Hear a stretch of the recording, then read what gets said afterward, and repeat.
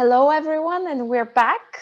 I'll leave you actually in very good hands. I just wanted to introduce Irene Casele. She is a journalist with years of experience as a foreign correspondent. Her stories appeared in The Guardian, on BBC, New York Times. And from personal experience, I know that she can do it all. So I cannot think of a better moderator for this discussion. I've seen her multitask by breastfeeding a newborn and filing a story or doing editing shifts. So again, we are in good hands, and we have some amazing panelists that she will introduce to you right now. So I'm looking forward to hearing the conversation tonight about both female voices in podcasting. Irene, hello, welcome, and take it away. Hi, everyone. Thank you for that introduction. I'm glad that breastfeeding is already out there to start off.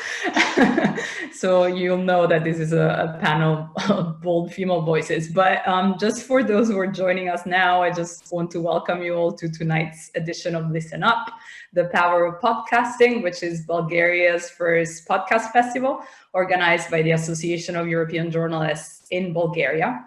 And I'm the moderator of this panel. And as Boriana was saying, I'm Irene Caselli, and I write for member-funded online platform, The Correspondent, and I cover women's rights and children. I've written about breastfeeding also, but also vaginas and play and abortion, among many other things. And tonight it is an absolute privilege to be able to introduce these three kick-ass women who are involved in three great podcasts. And you may think that the topics that these podcasts handle are quite different, but the main point for us here is the importance of hearing female voices to begin with. Just, we don't want to hear women just talking about women's issues the same way we don't want people of color just talking about racism and identity. So we want to hear more of these women's voices, and this is why we're here. Now, just some very brief housekeeping. For those of you who need translation in Bulgarian, please click interpretation in the Zoom menu and select the Bulgarian channel at the bottom of the screen. And if you want to tweet all the amazing things we're going to be talking about, please use the hashtags ListenUp and Podcast Festival and PodFest Sofia. Then if you have any questions, please feel free to leave them in the Q&A section rather than in the chat at the bottom of the screen. And just one favor, please don't write essays, just be concise. I'm going to try and keep an eye on them and address them as we go, but we'll also leave some time at the end of the chat. Now to our panel. First off, let me introduce Amira al Madami, one of the co-conductors of a Bulgarian podcast that can be translated as Oh Yes. They discuss sex, relationships, and sex education and are quite taboo breaking. So hello, Amira. Then we go to Nikola Bajanova, I hope I'm pronouncing your name right with the accents, a producer on Mejdinami or Between Us, a feminist podcast on Dennik, one of Slovakia's largest papers. And then finally, we have Maeve McClenaghan, an investigative journalist in the UK who has just published No Fixed Abode, Life and Death Among the UK's Forgotten Homeless, and also presents The Tip-Off, a podcast that offers a behind the scenes to investigative journalism in the UK. So welcome to all. And Maeve, I want to start off with you because in a different way from the others, you're breaking another kind of belief with your work that hard-hitting investigative journalism can be the realm of men only. So can you tell us a little bit about how you decided to start off with your podcast? Sure, thank you for having me. So I make a podcast called The Tip-Off, And the idea is that each episode you go behind the scenes of a big investigative scoop, and you find out all of the kind of twists and turns that it took for the journalist to get there. And I had that idea. So I'm an investigative journalist in the UK. I had that idea because a lot of my friends are investigative journalists, and we would, go to the pub and discuss our woes of all of the frustrations and complications that were going on. And they just kept telling me these fascinating stories about things that were happening during their work that you would never know and would never make it into the final piece. And I thought, oh, that's really interesting. That's almost as interesting as what they're finding. Then there was this culture of people shouting about fake news. And I thought, if people understood a bit better how hard you have to work to get the exact decimal point of the exact figure in the 14th paragraph exactly right, maybe they'd respect the product of journalists a bit more. And then absolutely, I was very aware that in the UK, as in many other places, investigative journalism is often considered a male sport, a pursuit of men. You have this image of kind of hard-bitten hacks knocking on people's doors and chasing politicians down the street, when in reality, the best journalists that I know, and some of the people whose work I respect more than anyone, are women in the UK. So there's this macho culture of journalism. And then that is very much replicated here in the UK in bylines, particularly front page bylines are more often than not male. And there were a couple of award ceremonies where, shockingly, huge percentages of the nominees, the shortlist, were men, and people were just horrified and thinking, why aren't women being recognised in their work? Why aren't their voices being amplified? So I decided, for the first series at least, I would do only female investigative journalists. And then in other series, I've made sure that I've skewed more to women. I have started doing some examples of men. But I also was really aware that in the world of podcasting, a lot of podcast hosts are male. There's a lot of those two dudes having a chat podcasts around, and I was aware I didn't want to do that. And a lot of the producers and behind the scenes people are men. So I made sure that the people helping me with the editing were also women. So we have a whole all-female team. And by doing that, I think I've just found fascinating stories that people haven't been talking about because they've been overlooked. Now I'm trying to focus more on making sure that people of colour are represented, journalists of colour are represented, because they're finding investigations and angles that the rest of us aren't. And just really quickly, it was just interesting in the process of doing this, I noticed a couple of things, which is a lot of the female journalists that I went and asked to be guests really needed prompting and would often say, well, I was part of a team, or it wasn't really, it's not that big a deal, it wasn't really all my work. And I would have to work quite hard to persuade them to be proud and shout about what they were doing. They were often very modest and self-deprecating. And really interestingly, the men that I did interview, I would ask them about the emotional toll of their work. And I've had by far more male journalists cry when telling me what they did than women, which is just quite interesting. We assume that it's this male macho culture, but when you probe a little deeper about what some of that work means to them, people got really emotional and really upset. And I just thought that was really interesting, that we don't make a space for men to talk about the emotional toll of their work as well. Yeah, and I think that's actually really, it's a really great point, because, just the same way we need to hear more female voices, then I guess breaking taboos and kind of going beyond stereotypes kind of goes also beyond that. So it's great to see a male journalist cry and feeling very deeply about the things that they're investigating, which makes sense, right? So that sounds amazing. We'll come back to more of your work, but let's go to Nikola now. Dennik's podcast growth has been huge. I've been hearing about it from, outside of Slovakia. And Between Us, which is the podcast that you work on, only started later in the process. Can you tell us a bit about that, about how the idea of the podcast came about and how it all started? Oh, well, thank you for this opportunity as well. But I need to start with the information that I am really just part of a team. So that's what Maeve was talking about. But I'm here to speak for my 4 colleagues mostly, which I would like to name.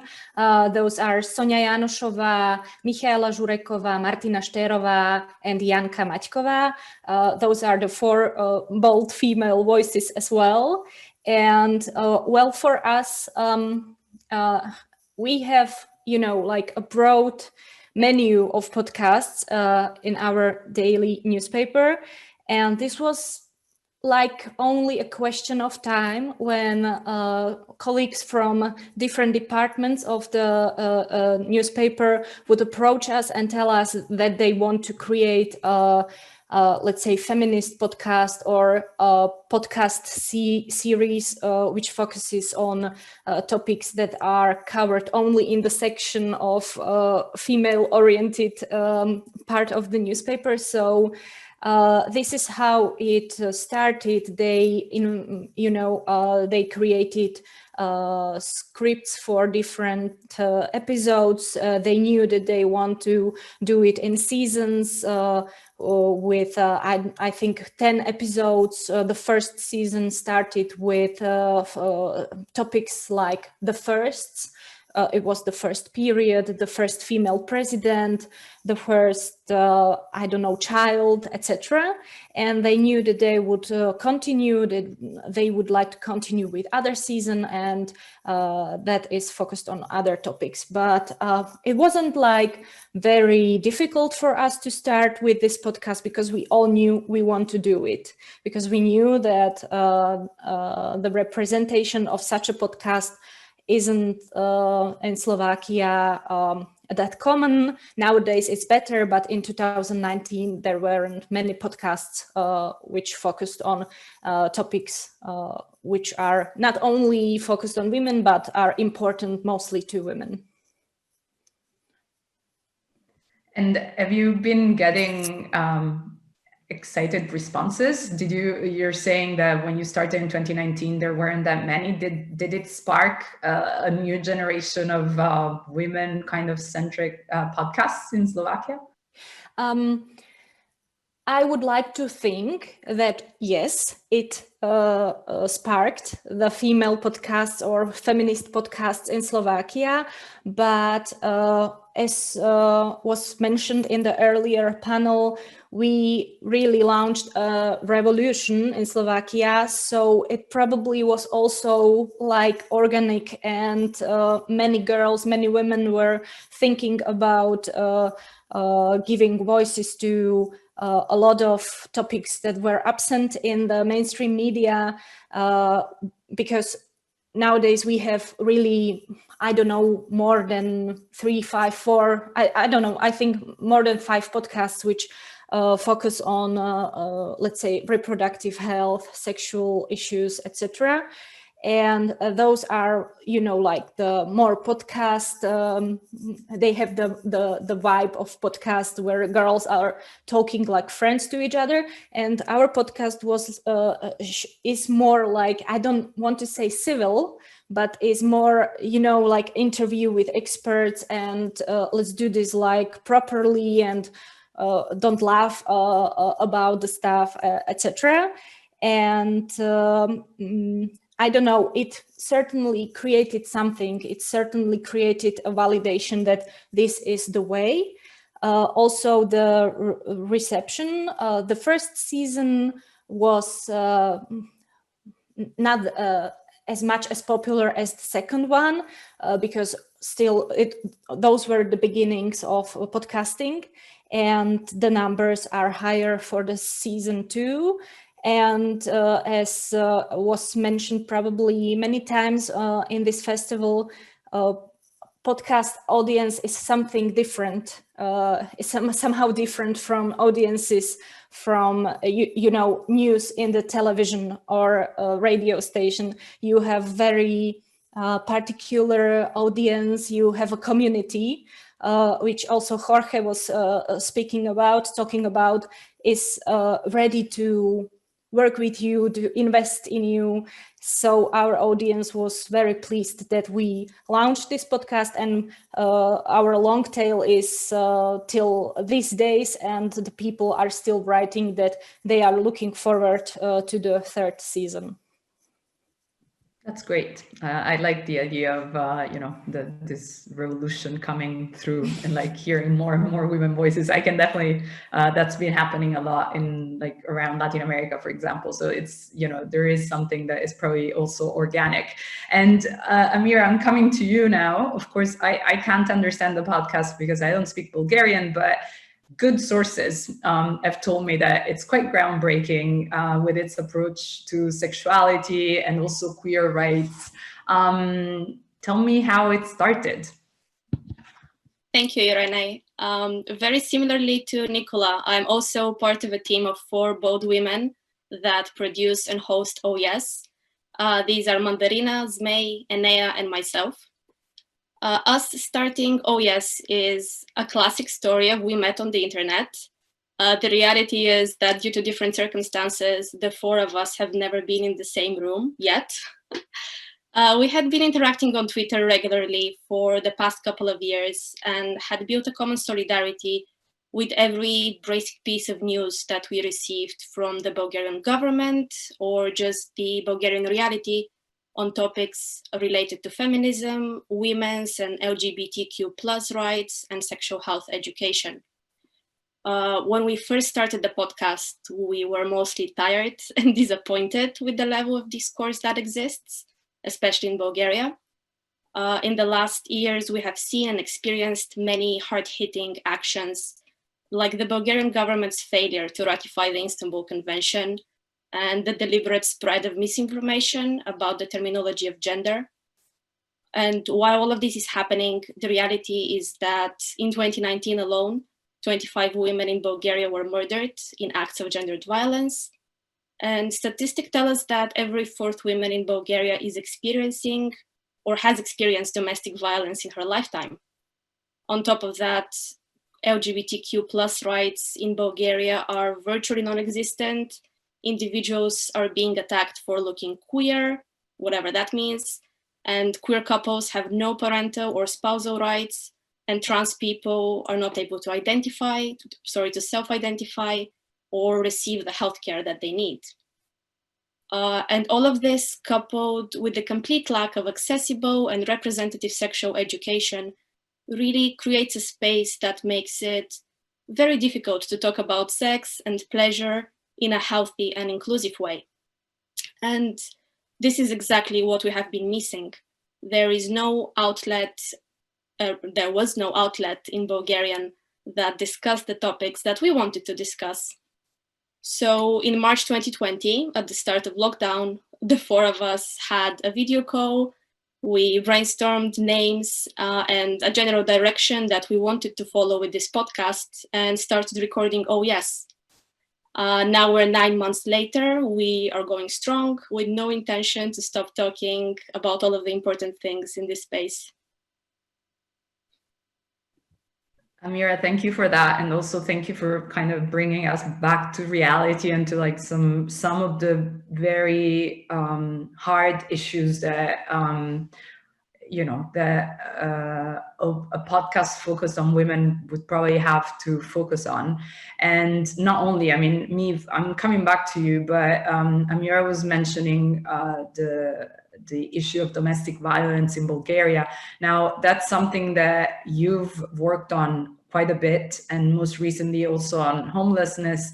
Of course, these are issues that are often in our blind spot. And I would like you to address a little bit the challenges that you kind of came across in tackling these topics that are so important, yet kind of not sexy for media purposes. And how did you make them more digestible for a wider public? Yeah, so I just wrote a book about homelessness that came out earlier this year. And then prior to that, I did a fairly big investigation that looked at funding cuts to domestic violence refuges here in the UK. And both of those investigations came out of noticing little stories in often local newspapers. So in one case, it was about a town in England where they were planning to stop funding any domestic violence refuges.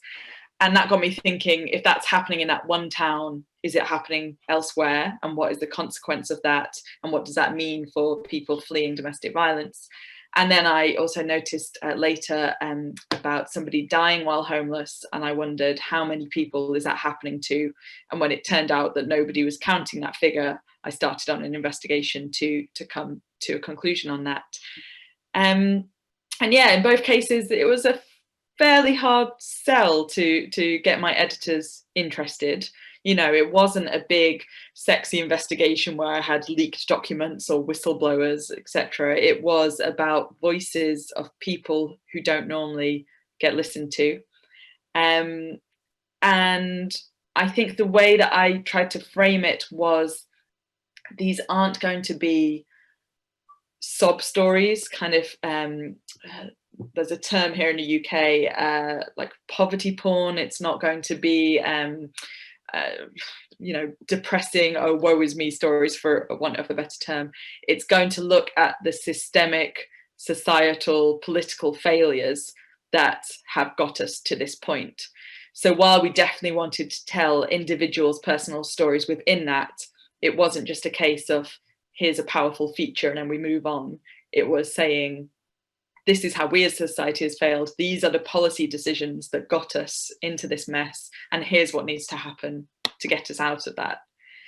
But doing those investigations, yeah, it took a long time in both cases to build trust with people who have traditionally been quite disenfranchised, who have been let down by the system time and time again, and, you know, were rightly quite wary of a journalist. We have a pretty nasty tabloid press here in the UK, and, you know, journalists don't have the best reputation always. So when you say, I'm a journalist, can I tell your story?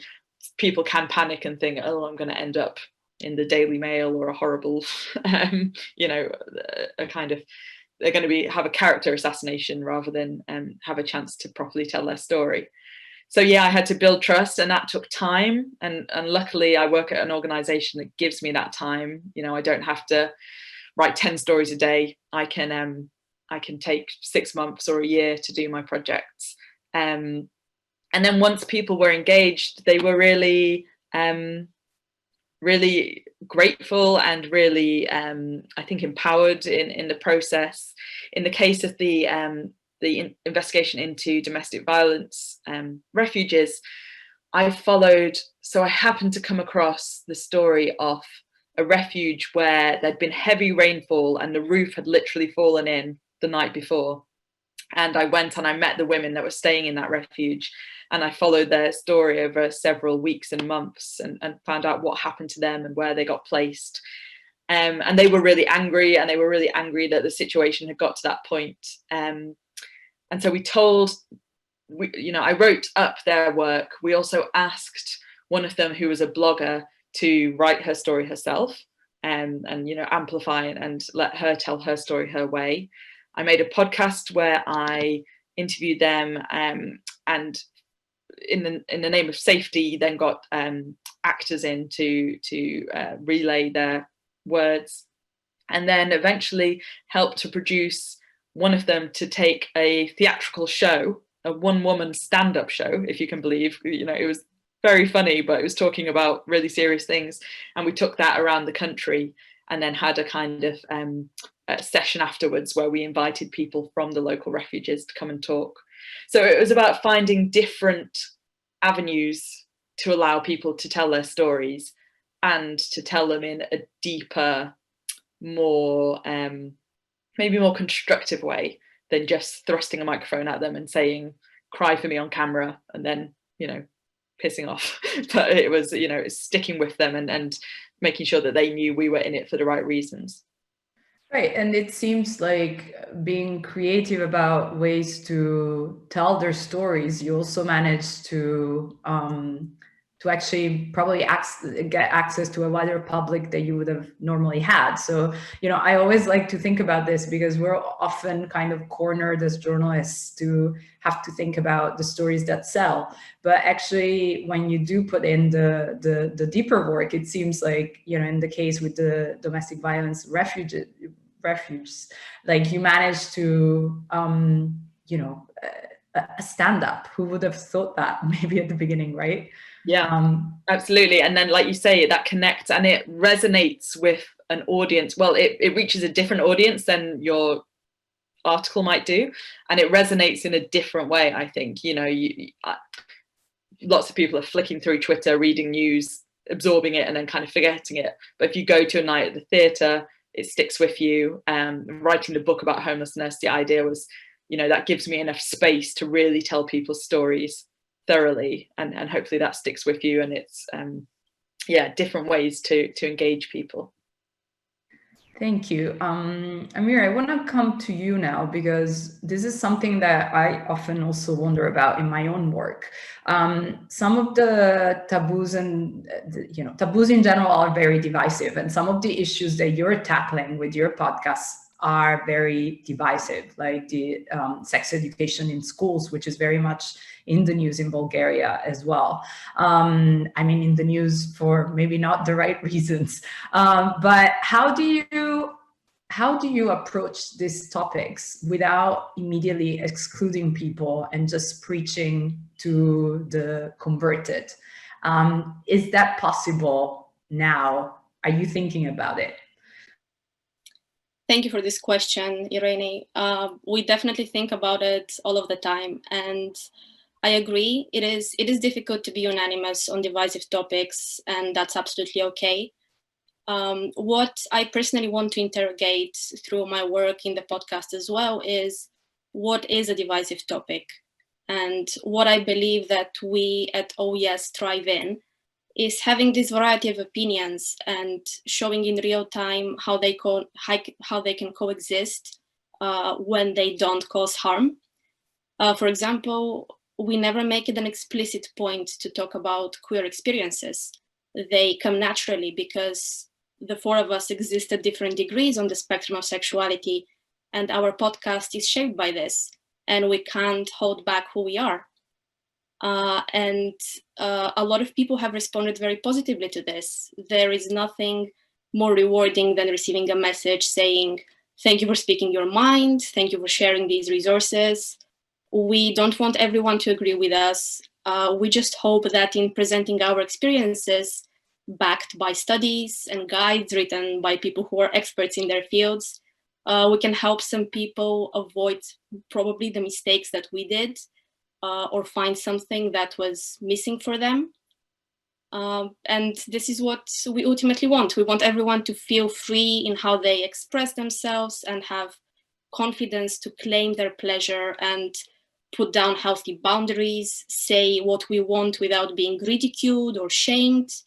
And I think this is especially valid for women and marginalized people who are used to viewing sex as maybe something that doesn't necessarily include or center our own pleasure. And what I have personally learned through making this podcast is that many heterosexual cisgender men feel the same way, actually. Many have shared with us that they feel like they have to perform to a set standard, similarly to what Maeve has encountered in her work. And I guess the question that we want to ask and make people think about is, why do we agree to these standards? And as a society, we need to be more empathetic towards ourselves and towards others, because we were never taught that in the context of sexual well-being. And we open the space for everyone to re-examine biases with our podcast, and we hope that people do. Right. So it's the first step is just to open up that space and to create it, right? So yeah, and Nikola, I want to come to you because in a way it seems like you're doing something similar. In your second season, you guys focused on sensitive issues such as mental health or the decision not to have children, which is also something that I've written about quite a bit, and is quite it's quite sensitive, and menopause, among others. So what were your challenges in approaching these subjects? And did you also encounter, I mean, you probably have a different public compared to OES in Bulgaria because you come from a mainstream daily. So yeah, tell me a bit about that. Well, probably as the same, I'm sorry. Well, the thing is, in the post-Soviet countries, I would say that we have a culture of not speaking up. We have a culture of not talking about sensitive issues and not in a daily at all, you know, not on outlet which is like really niche, but also, and most importantly, not in the wide public space. So probably the biggest challenge is to find stories and people who would tell those stories, because if you talk about some subfertility and you have a doctor, it is great, but if you have a married couple who could talk about this issue, it's even better. So my colleagues managed to do such an episode with 3 of those, you know, couple which is infertile and also a doctor, and it was great. Then yeah, it probably is like everywhere else. If you open yourself up to the public, you become vulnerable, and this is the topic which is the most important to overcome, because in Slovakia, again, as in other different post-Soviet countries, we have a lot of political issues we need to focus on. We need to overcome economics as well, and not to talk about the pandemic situation. And when you focus on sensitive issues like, I don't know, infidelity, and you don't want to be vulgar about it, you want to do it as sensitive as possible, you really need to find the right spot where to place it and find a tune with your audience. But those challenges are probably universal, not only for us, but for other outlets as well. Yeah, it's interesting because that you know, brings me back to something that I actually wanted to ask Amira again, which is about finding the right balance between personal experiences and you know, the statistics and the kind of the more informed side of journalism. And your podcast, from what I've heard, is quite personal in many ways. You guys are quite out there. So, but do you have moments when you feel that there is that it's too much? So I want to ask this because I wonder, you know, whether you have suggestions for someone else who may be interested in starting up a similar type of podcast, and you know, to just kind of, you know, how much do you know that you can put yourself out there? Because we heard, you know, as Nikola was saying, it's important to have those personal experiences. It's important to open up, but how do you measure when it's too much? Yeah, it's definitely a fine line of oversharing and sort of burying your audience in all of the literature and research ever produced. And I'd say that we're very conscious of that. Just yesterday, we had a discussion about it going forward. I don't know if we have reached the gold standard yet, but we're definitely learning. And I think that similarly with investigative journalism, the secret is finding the right lens through which to present the problem or the topic. It's true that we at OES are still relatively small in terms of reach and audience, but we know that we have a duty to be factual in what we're saying, especially when it comes to topics of sexual nature, where there is still so much misinformation. And as Nikola mentioned, this rigidity with seeking information from doctors or medical personnel, especially in the Balkan regions. So doing our research and being transparent about it has been a guiding principle from the very start. The personal angle is us being true to ourselves and speaking to experiences that we're sure that many women can relate to. Essentially, what we're trying to say is that everyone's experience matters, your experience matters too, and we want to hear it. My advice for anyone looking to start something similar would be, first and foremost, understand your audience and listen to your audience. We are lucky to have very engaged listeners and people who want to contribute their opinion, whether positive or negative, which ultimately helps us grow and adapt and produce something that would engage listeners that don't necessarily agree with our views. We are very enmeshed in the feedback. Our unofficial motto is communication, communication, communication. We joke about it often, but it's the same principle that guides us in adapting our voice and our content, which we produce for different audiences. So apart from the podcast, we also have a blog.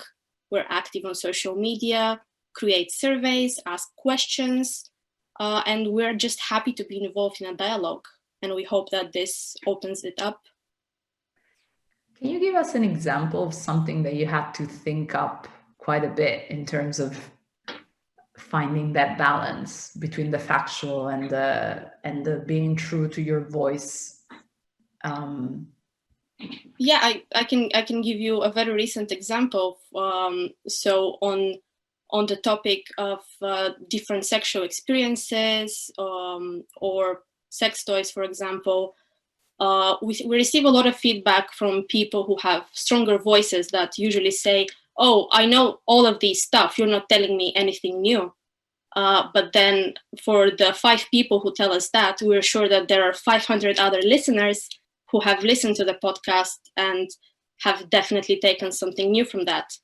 And I think a testament to this is all of the feedback that we receive from people who say, I looked at that article that you shared and it really helped me understand this thing that was going on in my relationship, or this problem that I have been having and I haven't been sure who I can speak to. And we're not claiming that we're experts, especially when it comes to health issues or sexual health issues, but we just want to help people find the right information. Thank you for that. Nikola, I'm coming back to you, kind of thinking again about tips for people who may be listening and interested in their own podcast. Slovakia has recently, of course, elected its first female president. Is there, you mentioned a little bit about how there's been sort of a wave of maybe more interest in more space for women's issues, especially in podcasts. Is there a way that, can one take advantage of a political situation to, the momentum that got picked up because of the president to address certain issues? Well, the question if certain issues are, let's say, better in the discourse because of we have a female president and just say a very, very good one president. Well, it's hard. I would say it's the question of perspective. If you look at the parliament, which tries to,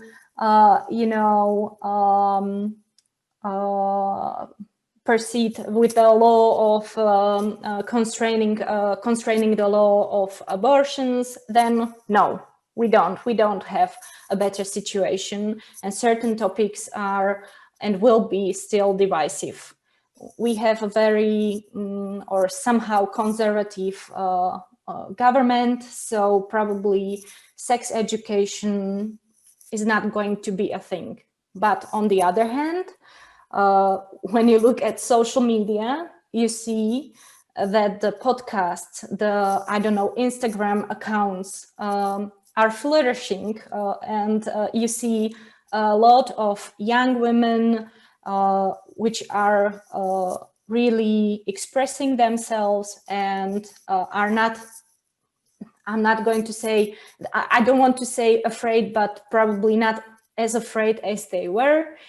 They still get a lot of negative comments and feedbacks, but they are like, okay, so what? But what our president concerns, it's always like a lot of people are commenting on her, how beautiful she is, how well dressed she is.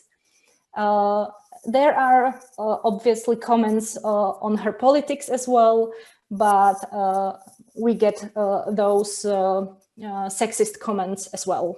So the situation is it's better because we have a female president, but it's not that a progress you would imagine and would hope for. Yeah, I mean, having a female president is not, there were definitely female leaders in countries like the UK, and hasn't really addressed loads of issues. So, but sometimes it helps. I don't know. Maeve, I see you nodding. I want to go back to you when it comes to tips. What would you addressed it a little bit earlier, but what would you suggest to people who are interested in reporting on underrepresented communities like you did, especially, addressing issues that, addressing situations that could be quite traumatic, for example, women in, that have been victims of domestic abuse. How do you make sure that you're respecting the people that are at the heart of what you're reporting on, but at the same time also checking in with your internal biases and, the judgment? I guess we all have internal biases and judgment. Like, how do you come to that balance? Yeah, I think it's about listening and asking questions as openly as possible. And that's, that's a really good tip for podcasters, because we don't want to ask closed questions and get one-word answers. So you try and create a space where people can talk and say what they want to say, and feel comfortable in doing that. And that was certainly, the case in both the examples we've been talking about. The domestic violence case, those women that were in that refuge where the roof fell in, we're talking to lots of other journalists, and all those journalists seemed to want to know was, why were you in the refuge? How many times did you get beat up? Tell us about how awful that must have been, And they didn't want to tell that story. They were like, that's not important. What's important is, why has this refuge, become so dilapidated because of lack of funding? So by listening to that, what they actually wanted to say, you got a lot deeper and a lot more interesting stories and information out of it. There's a lot of kind of empathetic work that you need to do as a journalist, while being really aware. I try not to say, oh, I understand, or I know what you mean, because I don't know what you mean. Like, I haven't lived on the streets. I haven't lived in a refuge. I can't relate in that way, but I can empathize and, talk about, that must have been hard, or how are you feeling, and take your cues from them as to how deep to go. Time is really useful for that. If you rock up and on the first interview you want to probe really hard and get everything, you can re-traumatize somebody by doing that. And especially if then you leave and never speak to them again, that can be a really horrible experience, and you can do more damage than good. So I try and take time to tease out things as people want to say them. Of course, you know, you also have to challenge or to fact check to a certain amount, and trying to frame that in a way that isn't combative, that isn't saying like, well, prove to me, but it's just saying, you know, my editors are going to need to for me to provide certain things. So do you have any paperwork, or, you know, did you tell anyone else about that, and could we talk to them?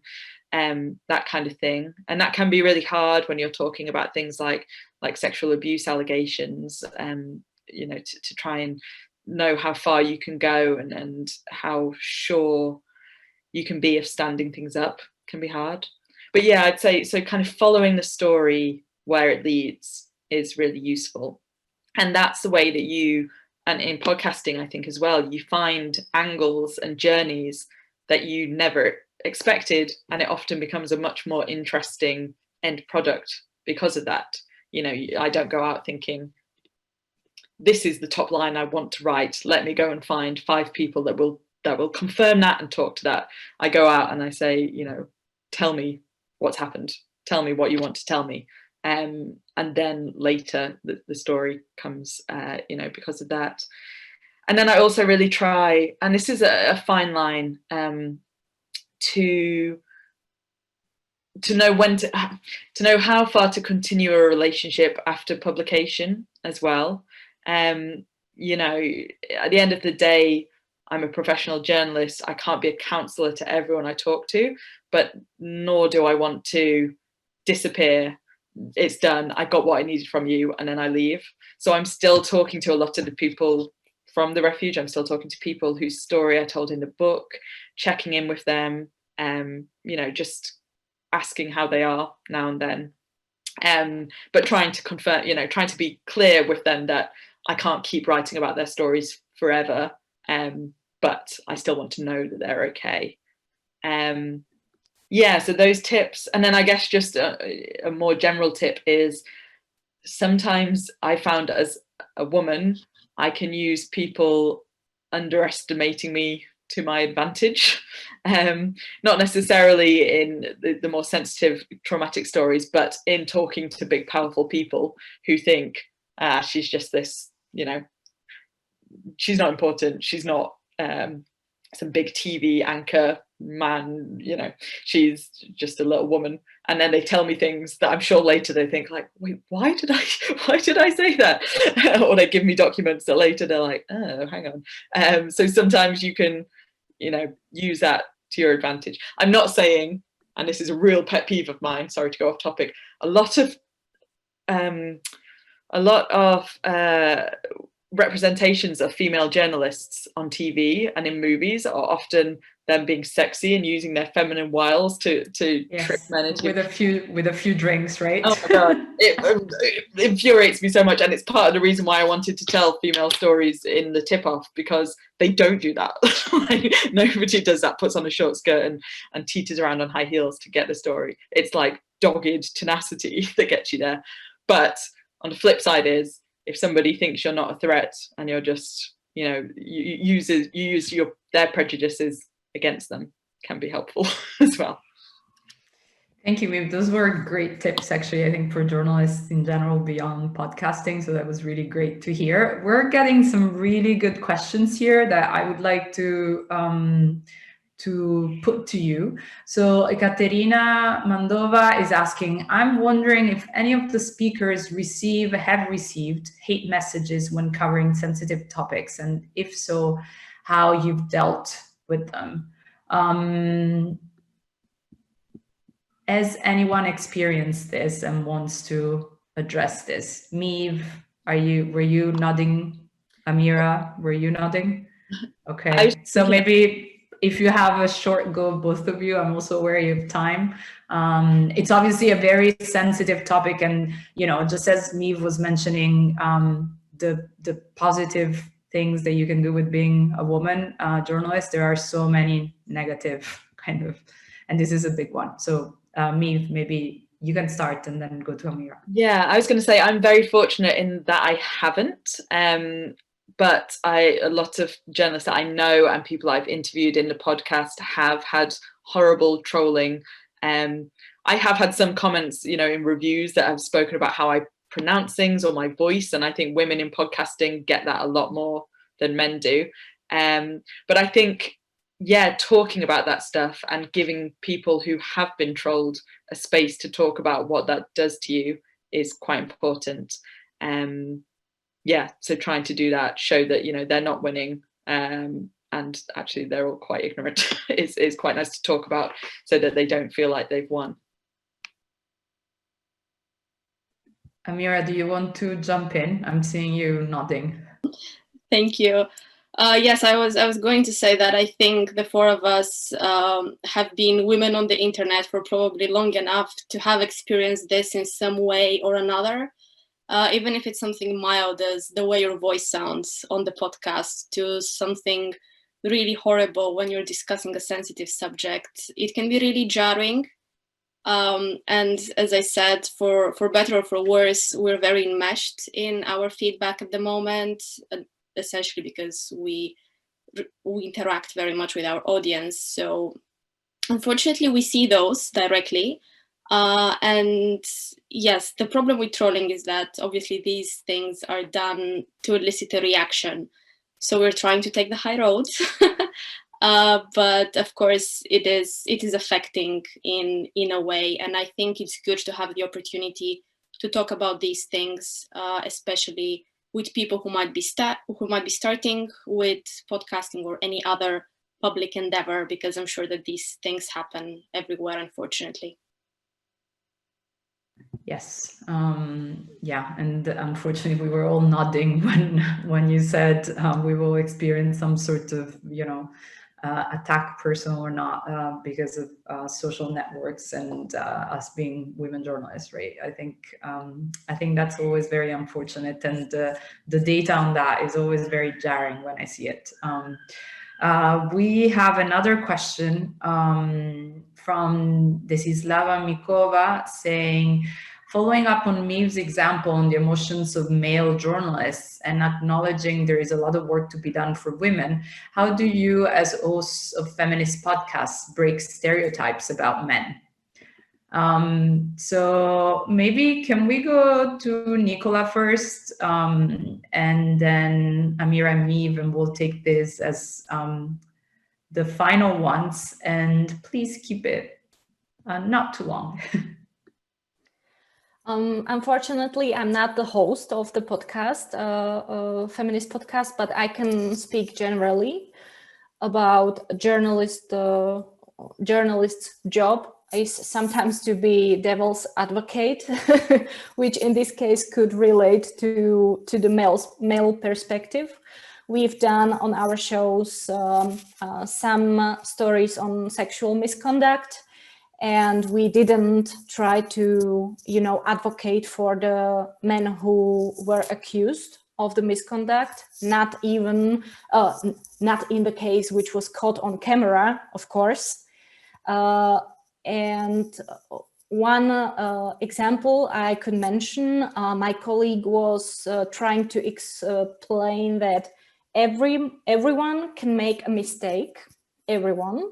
It is important to know that everyone can make a mistake, but the more important thing is how they react after it, how they address the mistake, and not to say that we were like apologizing what they've done, but we didn't forget about this perspective as well. But as I'm not the host, I don't know anything about these feminist podcasts and the perspective of a man and stereotypes of the men. Amira, what about you guys? How much do you address issues of men and try to break stereotypes in your podcast about them?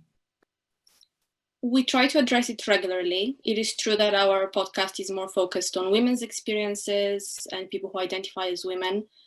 But what we try to do is focus more on the similarities that we experience with men in this probably lack of knowledge around sexual matters, or maybe lack of resources or ability to speak up about this. So we're not trying to be divisive, but we are trying to focus on the fact that we live in a system that has taught us certain things about ourselves, and we behave according to those beliefs and thoughts, and they're impacting us, both women and men, in different ways. What saddens me a little bit is that men's issues are always brought up only when we speak about women's issues. For example, when we speak about women being victims of domestic violence, someone always says, and by someone, you know who I mean, they always say, oh, you know, men are affected by domestic violence too. That is completely true. It is absolutely right. But we want to speak about these issues not only when we're trying to disparage other people's topics. And this is what I really want to focus on, that there is space to speak all about these issues, and we should be speaking about them. Thank you, Amira. Maeve, do you want to have some final words, given that this question was sparked by something that you mentioned? Yeah, so it was never really an intentional part. I asked the same questions generally to both my male and female guests on the podcast. It just seemed to often take the men by surprise that they were being asked about, and how did that affect you? And, you know, that was a really hard thing to investigate for 6 months or for a year. And what did that do? And what did you carry with you?